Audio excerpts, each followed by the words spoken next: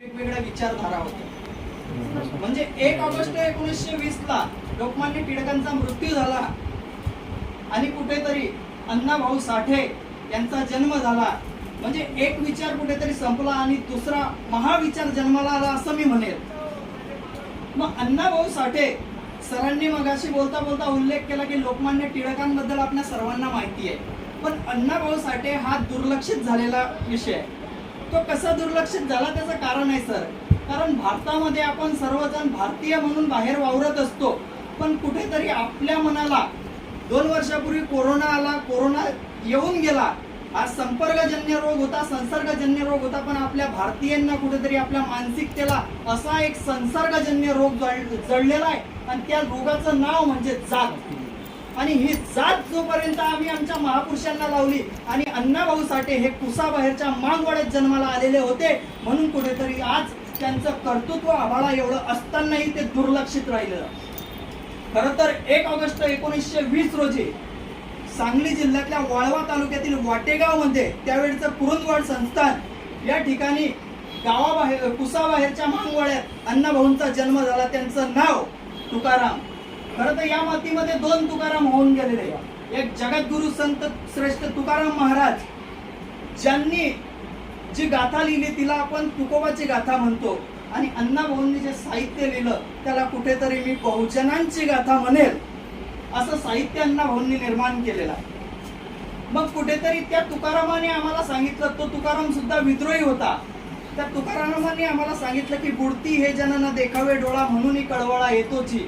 म्हणजे इथलं जो बहुजन समाज आहे त्या बहुजन समाजाला कुठेतरी अंधश्रद्धा, रूढी परंपरा आणि व्यसनाधीनता एवढ्या मोठ्या प्रमाणात चिकटलेली आहे की त्या बहुजन समाजाचा ऱ्हास होत चाललेला आहे. म्हणून बुडती हे जनांना देखावे डोळा म्हणून कळवळा येतोची. आणि दुसरीकडे अण्णाभाऊ साठे यांनी साहित्य लिहिलं. एकीकडे ज्या काळामध्ये अण्णाभाऊ साठे यांनी जे साहित्य लिहिलं तो काळ म्हणजे सदाशिव पेठेतल्या लोकांचा काळ होता सर. म्हणजे त्या काळामध्ये एक वेगळ्या प्रकारचं साहित्य लिहिलं गेलं, पण त्या काळामध्ये अण्णाभाऊंनी इथल्या शोषित आणि ज्या समाजावर वारंवार अन्याय होत होते त्यांच्या वेदना, व्यथा आणि अश्रू लिहिण्याचं काम अण्णाभाऊंनी आपल्या लेखणीतून केलं. अण्णाभाऊंनी जे आपलं लेखन केलं त्यांनी जो सिद्धांत मांडला तो जगबदलाचा सिद्धांत होता. अलीकडे मराठी साहित्य संमेलन घेतले जायचे, आजही घेतले जातात, पण आजही कधी सर आपण त्या मराठी साहित्य संमेलनाचा इतिहास बघितला, पण सर्व सुशिक्षित लोक या ठिकाणी उपस्थित आहेत. म्हणून त्या काळी सुद्धा बाबासाहेब आंबेडकरांच्या मार्गदर्शनाखाली कुठेतरी जो शोषित समाज होता, जो वंचित समाज होता, आणि बाबासाहेबांनी हाक दिल्यावर कुठेतरी इथला बौद्ध समाज क्रांतीच्या मार्गावर आला आणि जे इथल्या परंपरेने व्यवस्थेने लादून दिलं होतं मग त्यांचा विरोध म्हणून त्यांना शह देण्याचं काम इथल्या प्रस्थापित व्यवस्थेने केलं की बाबा रे, हा जो बौद्ध समाज होता, पूर्वीचा महार समाज होता, हे आता मेलेले ढोरं टाकत नाही, कुठेतरी हे आता वेगळ्या क्रांतीच्या मार्गावर गेलेले. म्हणून या महार लोकांच्या आडामध्ये मेलेलं जनावर टाकण्याचं काम या लोकांनी केलं होतं आणि हे अण्णाभाऊंनी पाहिलं. आणि म्हणून अण्णाभाऊ म्हणतात की अरे बाप रे कशी ही व्यवस्था. आणि म्हणून अण्णाभाऊंना वाटत होतं की ही व्यवस्था बदलली पाहिजे. म्हणून अण्णाभाऊ साठे 1958 ला जेव्हा पहिलं दलित साहित्य संमेलन भरलं त्याचं उद्घाटक होते अण्णाभाऊ. त्या ठिकाणी अण्णाभाऊ म्हणतात की जग बदल घालून घाव मज सांगून गेले भीमराव, जग बदल घालून घाव मज सांगून गेले. मग अण्णाभाऊंना कुठलं जग बदलायचं आहे तर या मातीमध्ये जे शोषित, ज्या समाजावर वारंवार अन्याय अत्याचार होत होतं, ज्या व्यवस्थेने रूढी परंपरा आमच्यावर लादल्या होत्या, हे जग कुठेतरी बदललं होतं. म्हणून अण्णाभाऊंनी सांगितलं गुलामगिरीच्या या चिखलात का ऋतून बसला आहे रावत, अंग झाडून निघ बाहेर घे बिनीवरती धाव. की हा बहुजन समाज आहे सर. गुलामगिरीच्या या चिखलात का ऋतून बसला आहे रावत, ऐरावत म्हणजे हत्ती. की हा बहुजन समाज आहे, हा 85% बहुजन समाज आहे, हा खूप मोठ्या प्रमाणात हा बहुजन समाज एक हत्ती आहे.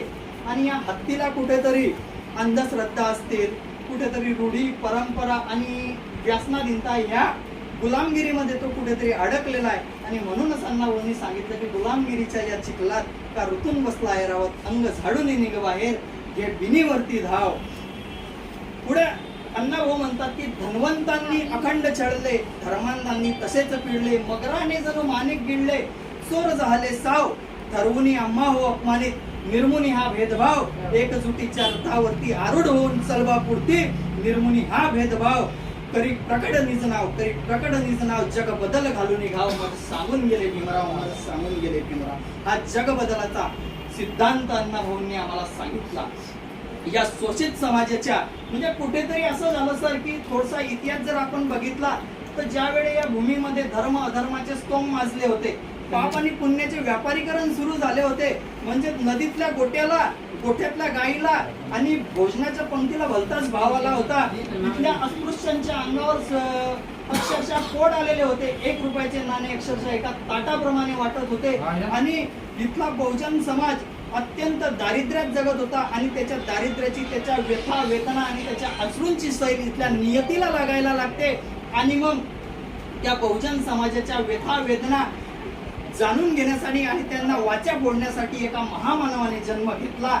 आणि त्या महामानवाने केवळ आपल्या साहित्यातून त्या प्रश्नांना वाचाच नाही फोडली तर त्यांना न्याय सुद्धा मिळवून दिला. त्या महापुरुषाचं नाव म्हणजे अण्णाभाऊ साठे. अण्णाभाऊ साठेंचं योगदान खूप मोठं आहे. आज काल परवा एक घटना घडली. महाराष्ट्राचे राज्यपाल यांनी एक विधान केलं की या महाराष्ट्राच्या मातीतून जर गुजराती आणि मारवाडी निघून गेले तर इथं काय राहणार.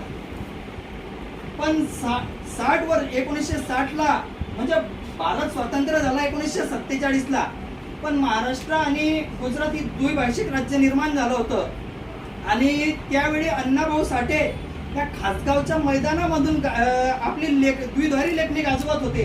आणि शाहीर अमर शेखांनी ती अण्णाभाऊंची लिहिलेली छक्कड गायली होती की माझी मैना गावावर राहिली, माझ्या जीवाची होते या काहिली.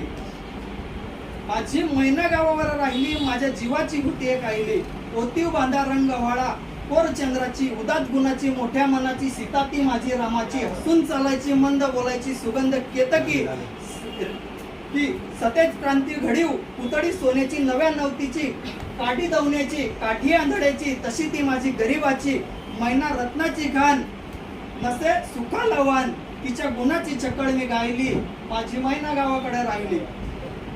हे त्या टायमाला अण्णाभाऊंचं गीत अत्यंत प्रमाणात गाजलेलं आहे. याचं कारण असं होतं की जे द्विभाषिक राज्याची संकल्पना त्यावेळी निर्माण झालं होतं. तर मुंबई कोणाची असं एक पुस्तक लिहिलं गेलं होतं सर. आपण सर्वांना माहितीशी, आपण सर्व सुशिक्षित आहे, सर्वांना माहितीशी. आणि हे पुस्तक लिहिलं गेलं होतं सदाशिव पेठेमध्ये. तर मुंबई कोणाची, तर या मुंबई कोणाची तर अण्णाभाऊंना त्यांना उत्तर दिलं होतं माकडीच्या माळावरून की मुंबई ही आमची आहे आणि मुंबई ही मराठी माणसाची आहे. आणि त्यासाठी अण्णाभाऊंनी म्हणजे अक्षरशः त्या काळामध्ये सखा पाटील असेल, मोरारजी देसाई असेल, या लोकांनी अण्णाभाऊंना तुरुंगात डांबण्याचं काम केलं होतं. म्हणजे अमरावतीच्या त्या तुरुंगामध्ये अण्णाभाऊंना हंटरचे फटके सुद्धा मारले होते.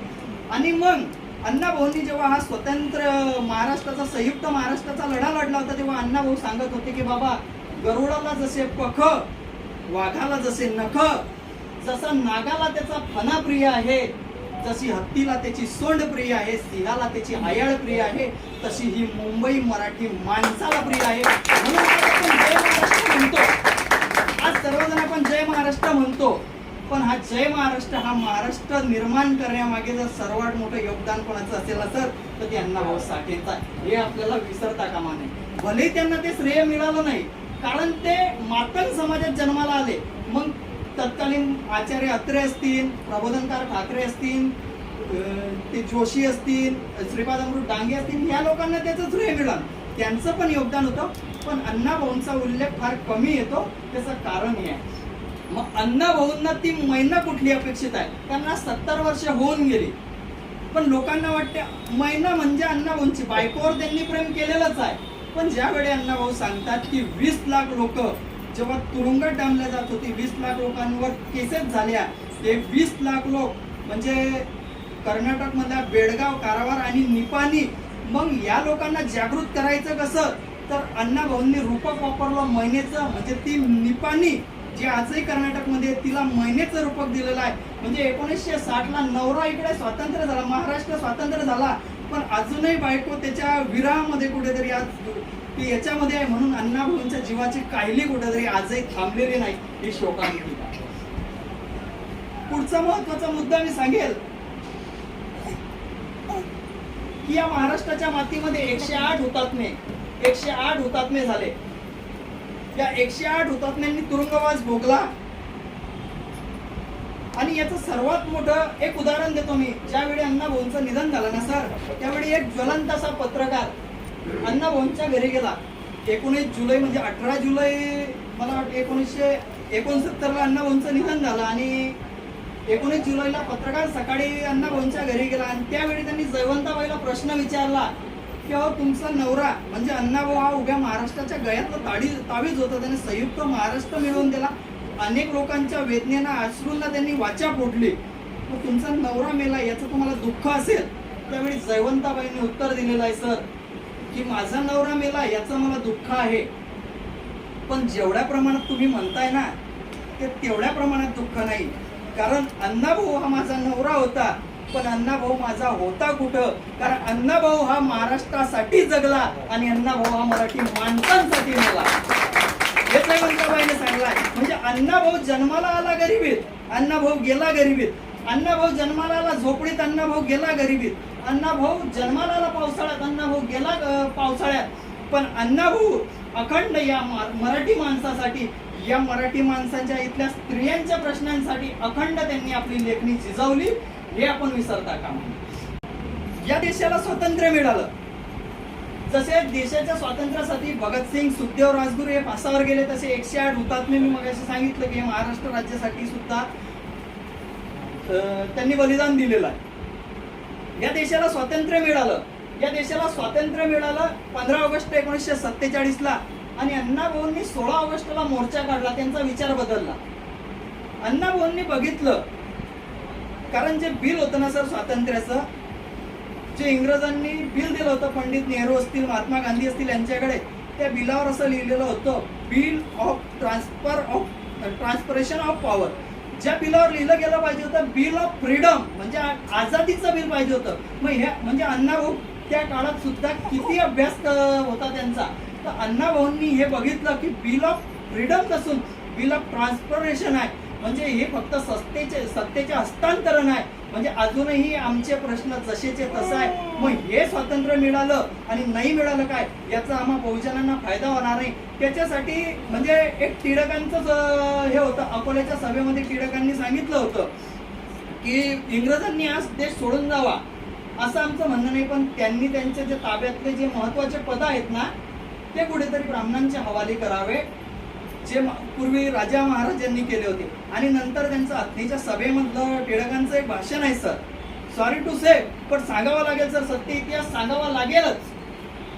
कारण अण्णाभाऊ मांडताना कुठेतरी त्यांच्या ज्या दुधारी तलवारीने त्या काळात सत्य इतिहास सांगत, आज मला ते सांगावंच लागेल.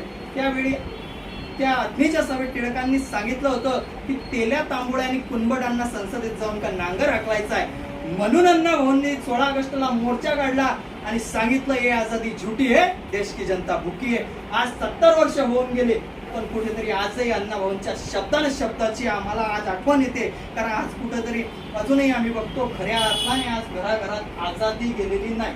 आज या वर्षी आमच्या पंतप्रधानांनी एक नारा दिला, हर घर तिरंगा.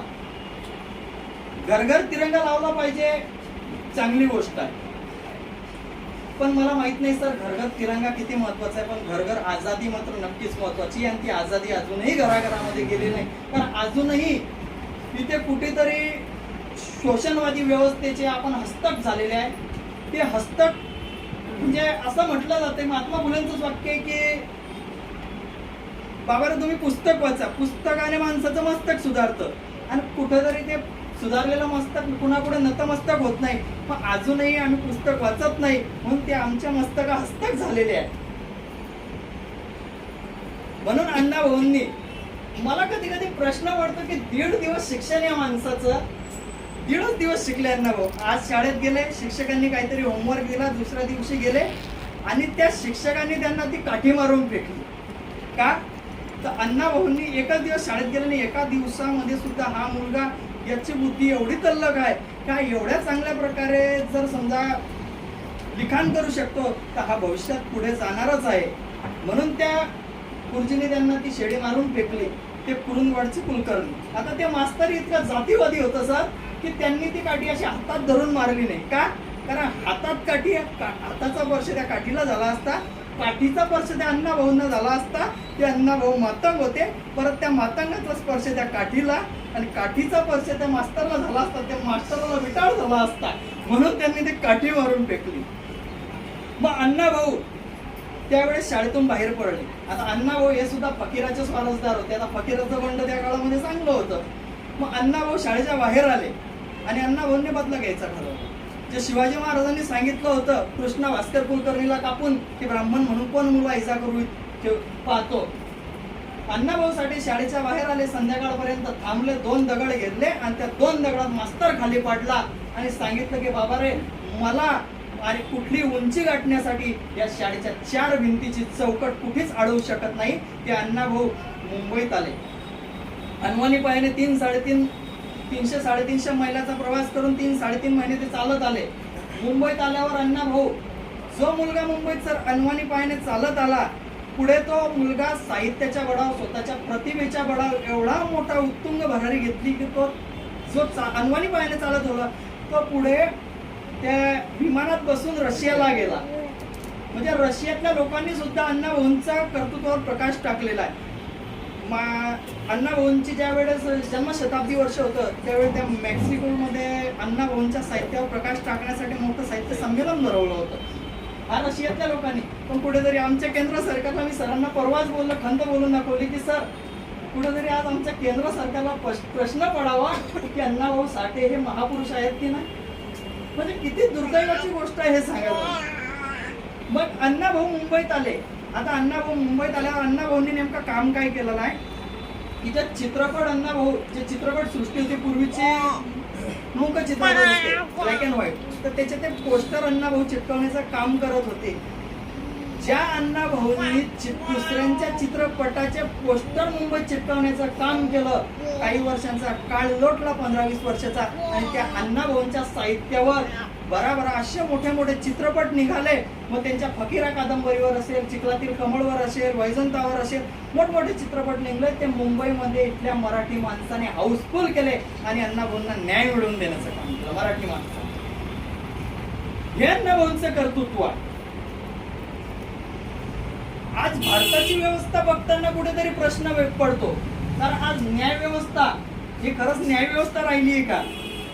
आज म्हणजे कुठेतरी केंद्रीय ज्या यंत्रणा आहे, केंद्र सरकारच्या ताब्यातला, त्यांचं केंद्र सरकार कुठेतरी त्यांच्या परीने उपयोग करून घेत आहे, राज्य सरकारच्या योजनांचा राज्य.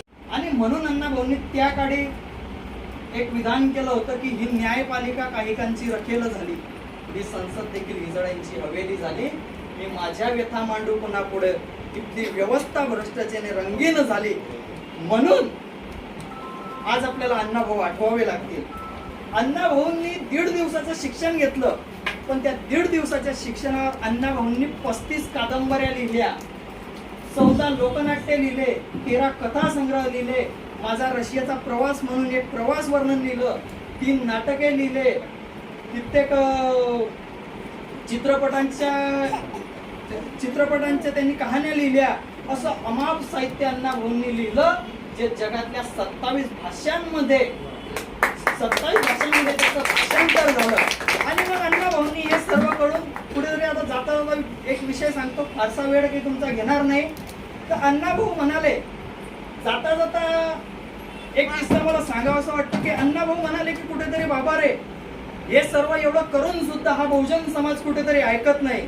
कारण इथे बुद्ध आले, फुले आले, शाहू आले, आंबेडकर आले, शिवाजी महाराज, संभाजी महाराज, अनेक महापुरुष इथे होऊन गेलेले, पण हा बहुजन समाज काही ऐकण्याच्या मानसिकतेत नाही.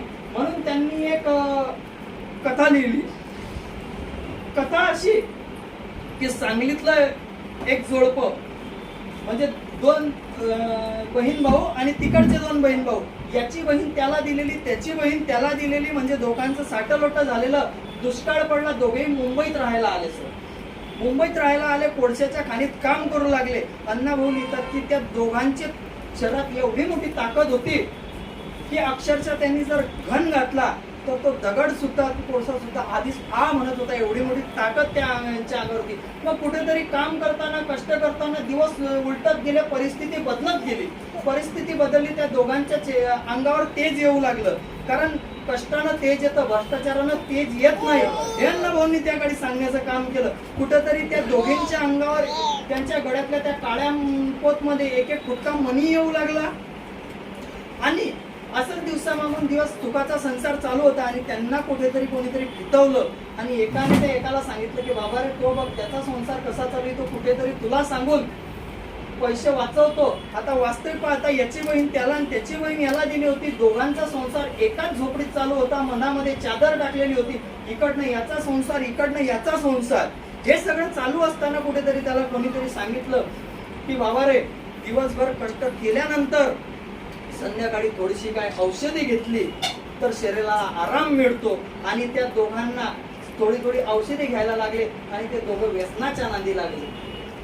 हा बहुजन समाज व्यसनाने कसा बर्बाद होतो हे अण्णाभाऊंनी सांगण्यासाठी की बाबा रे, दोघांना व्यसन लागलं दारूचं. आणि बघता बघता दिवस उलटत गेले. त्यांचं व्यसन एवढ्या मोठ्या प्रमाणात बदल झाला होता की आता त्यांना 10 फुटाचा रस्ता सुद्धा कमी पडायला लागला होता. आणि त्या दोघं घरच्या बिचाऱ्या त्या बाया आता त्यांना कंटाळून गेल्या होत्या. आता कुठं पडलं काय, रोज रोज कोण जाणार आणायला. म्हणून त्या दिवशी ते दोघं रंगात आले होते. एकदम तल्ली होऊन घरी आले, घरात घुसले. आणि घरात घुसल्यावर दोघांच्या म्हणजे ज्या त्यांच्या पत्नी होत्या, दोघं घरामध्ये गेले. शेवटी शरीराला शरीर भिडलं, नको ते घडलं. ज्वालामुखी व्हावा, भूकंप व्हावा असं अपरित घडलं. सकाळी ती उठली, तिने बघितलं की रात्री माझ्या पुढ्यात माझा नवरा नव्हता, माझा भाऊ होता, तो दारू पिले होता, पण मी कुठं शेण खाल्लं होतं. ती उठली, सरळ त्या खदानीवर गेली. त्या ठिकाणून उडी घेऊन तिने आत्महत्या केली. इकडची उठली, इकडचीने बघितलं की बाबा रे, हे काय अपरित मी करून बसली. ती उठली, तिने साडीचा पदर घेतला, फास लावून घेतला. इकडचा तो उठला, त्याने बघितलं की रात्री माझ्यासोबत माझी बायको नव्हती तर बहीण होती. की जगा वेगळं पाप मी केलं. तो गेला ज्या खदानीत काम करायचा, त्या ठिकाणी सुरुंग लावायचे म्हणजे स्फोट व्हायचा, त्या ठिकाणी तो गेला. ते स्फोट पेटवून दिले आणि त्याचा एक मोठा जसा स्फोट झाला, त्याच्या अंगाचे तुकडे तुकडे झाले.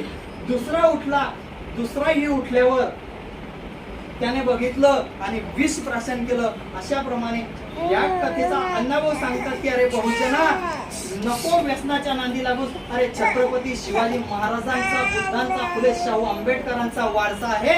अरे मातंग समाजाच्या माणसाने छत्रपती शिवाजी महाराजांच्या स्वराज्यासाठी कार्य केलं. म्हणून शिवाजी महाराजांनी त्या वाडगावच्या साठे कुटुंबाला मानाची तलवार दिली. आजही फकीराती मानाची तलवार जत्रेत फिरवतो.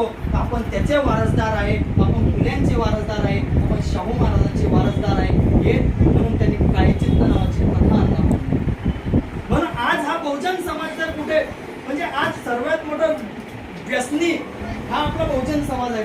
95% बहुजन समाजाचा ऱ्हास जर आज कुठल्या गोष्टीमुळे होत असेल तर तो व्यसनामुळे होतो.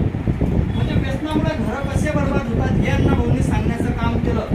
म्हणजे एकीकडे बाकीच्या लोकांचं जे साहित्य होतं ते कुठेतरी मांडीवरच्या खुणा मोजणारं साहित्य होतं, पण अण्णाभाऊंचं जे साहित्य होतं ते दमदमची गोळी छातीत झेलून तिथल्या सामान्यांच्या प्रश्नांना वाचा फोडणारं साहित्य अण्णाभाऊंनी लिहिलेलं. म्हणजे मी तर सांगतो, अण्णाभाऊंची फकीरा नावाची कादंबरी आहे. फकीरा नावाच्या कादंबरीमध्ये अण्णाभाऊंनी काय लिहिलं तर ब्रिटिशांच्या खजाने तो फकीरा लुटतो आणि इथल्या गोरगरीब कुटुंबांना, जिथले दारिद्र्याने ग्रासलेले जे गोरगरीब कुटुंब होते त्यांना तो फकीरा त्याचं वाटप करतो. हे फकीरा नावाच्या मातंग समाजाच्या माणसाची कहाणी अण्णाभाऊंनी फकीरामधून लिहिलेली आहे. अण्णाभाऊंची वैजंत्या नावाची कादंबरी, त्याच्यामध्ये तमाशामध्ये कार्य करणाऱ्या त्या स्त्रीचं वर्णन त्यांनी केलेलं आहे. माकडीचा माळ लिहिला अण्णाभाऊंनी. माकडीचा माळ ही भटक्या विमुक्त जातीतील लोकांना न्याय मिळवून देणारी आणि त्यांच्या जीवन पद्धतीवर चित्रण करणारी मला तरी वाटते भारतीय साहित्यातल्या इतिहासातली पहिली कादंबरी. अण्णाभाऊ साठेंनी मर्याईचा गाळा लिहिला. त्याच्यामध्ये अंधश्रद्धेला आव्हान देण्याचं काम तो तरुण करतो. अशा बऱ्याचशा कादंबऱ्या अण्णाभाऊंनी लिहिल्या. या दुर्दैवाने आज आमच्यापर्यंत आणि आमच्या बहुजन समाजापर्यंत पोहोचल्या नाही.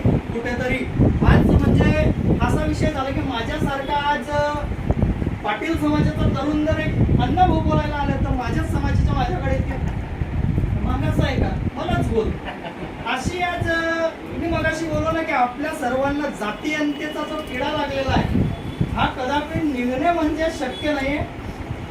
तर अण्णाभाऊंनी जो म्हणजे आज मराठा समाज आहे या मराठा पाटील समाजाची जी 70 वर्षाच्या इतिहासामध्ये इथल्या चित्रपटकारांनी आणि कादंबरीकारांनी जी भूमिका रंगवली होती ना ती सुद्धा पाटील म्हटलं एक तर बाई वाड्यावर या म्हणणारा पाटील आहे, एक तर तो तमाशाच्या फळावर बसणारा पाटील आहे किंवा कुस्तीच्या फळात म्हणजे कुस्तीच्या फळातला पैसा आला की उसाच्या फळातला पैसा आला की तमाशातल्या फळात आणि या फळामध्ये हा पाटील गुंतवला असताना या फळातून जर या मराठा समाजाला पाटलाला बाहेर काढून न्याय मिळवून देण्याचं काम जर कोणी केलं असेल तर ते अण्णाभाऊंनी. अण्णाभाऊ जे दैववाद अण्णाभाऊंनी नाकारलेला आहे. अण्णाभाऊ आपल्या साहित्याचे जे लोकनाट्य होते त्या लोकनाट्यामध्ये गणपतीचं पूजन करण्याची पद्धती होती. पण अण्णाभाऊ म्हणतात प्रथम मायभूचे चरणा पतन्या भारत छत्रपती शिवाजी चरणा डॉक्टर बाबासाहेब आंबेडकर PhD खंडोबाला दिली मी सोड चिठ्ठी डॉक्टर बाबासाहेब आंबेडकरांसाठी कुलदैवताला दिली मी सोड चिठ्ठी या घटनेच्या शिल्पकारासाठी बाबासाहेब आंबेडकरांसाठी आणि त्यांच्या त्या चळवळीसाठी अण्णाभाऊंनी आपली लेखणी झिजवली.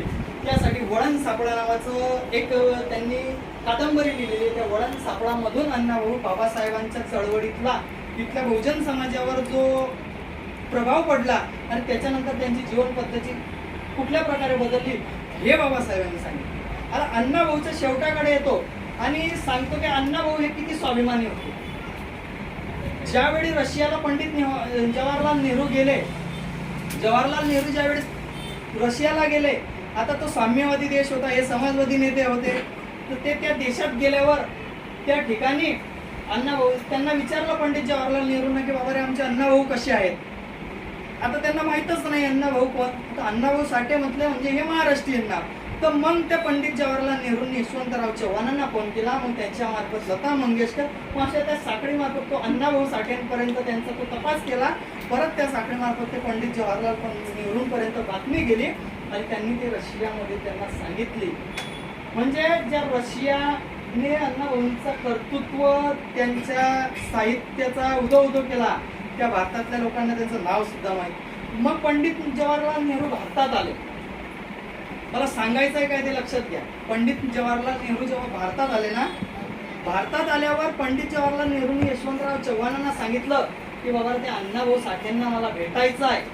तर अण्णाभाऊ साठेंकडे निरोप गेला. स्वाभिमान काय असतो हे लक्षात घ्या.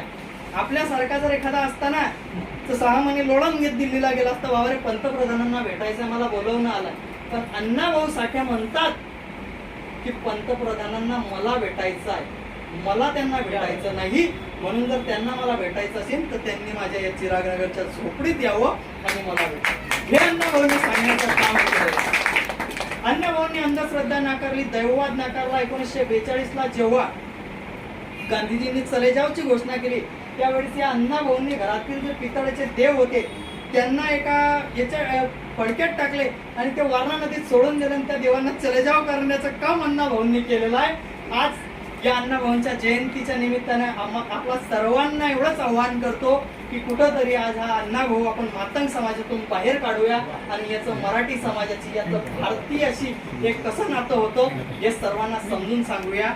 सरांनी मला या ठिकाणी येऊन बोलण्याची संधी दिली म्हणून मी त्यांचा आभारी आहे. आपणा सर्वांनी मला ऐकून घेतलं त्याबद्दल मी सर्वांचा आभारी आहे. धन्यवाद.